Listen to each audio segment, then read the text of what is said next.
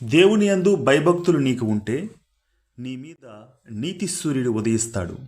అప్పుడు కొవ్విన దూడలు గంతులు వేయినట్లు గంతులు వేస్తారని మలాకీ గ్రంథం 4వ అధ్యాయంలో దేవుడు సెలవిస్తున్నాడు.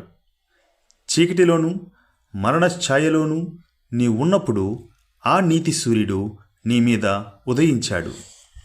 ఇంతకీ నీకు దేవుని యందు భయం ఉందని ఎలా తెలుసుకోగలవు? ఎలా అంటే, ఆయన నీ నుండి కోరుకుంటున్నది అబ్రహాము వలె ఆయనకు ఇచ్చినప్పుడు, ఆయన మాట నీవు కాదనకుండా విన్నప్పుడు నీకు దేవుని యందు భయభక్తులు ఉన్నాయని తెలుస్తుంది. నీకు భయభక్తులు ఉన్నట్లయితే నీ కొరకు సిద్ధము చేస్తున్న ఆ పరలోక రాజ్యానికి నీవు సిద్ధపాటు కలిగి ఉన్నావా?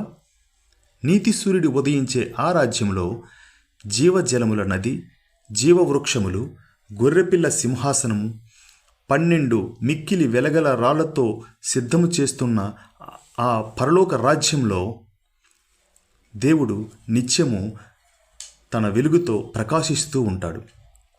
అక్కడ నిత్యము సంతోషమే ఉంటుంది.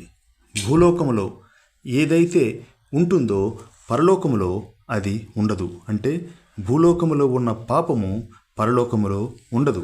పరలోకములో నిత్యము పరిశుద్ధత ఉంటుంది. అంటే నీతిగల ఆ సూర్యుడు, అంటే నీతి మాత్రమే పరలోక రాజ్యములో ఉంటుంది. మరి ఆ రాజ్యములో ప్రవేశించాలంటే జీవగ్రంథంలో నీ పేరు వ్రాయబడిందనే నమ్మకం నీకుందా? నీ పాపములు క్షమించబడ్డాయనే నమ్మకం నీకుంటే యేసుక్రీస్తు ప్రభువారు తన దూతలతో మరల ఈ భూలోకానికి వచ్చినప్పుడు నీవు ఆ రాజ్యములోనికి, ఆ నీతి సూర్యుడు ఉదయించే ఆ రాజ్యములోనికి నీవు ప్రవేశిస్తావు. సాక్షాత్తు దేవదూతలే నీకు స్వాగతం పలుకుతాయి. అంతటి గొప్ప ఆధిక్యతను దేవుడు మానవుడైన నీ కొరకు, నా కొరకు అనుగ్రహించాడు. అంటే ఆ యొక్క దేవుని రాకడకు మరియు పరలోక రాజ్యములో మనం ప్రవేశించడానికి సిద్ధపడి ఉండాలి.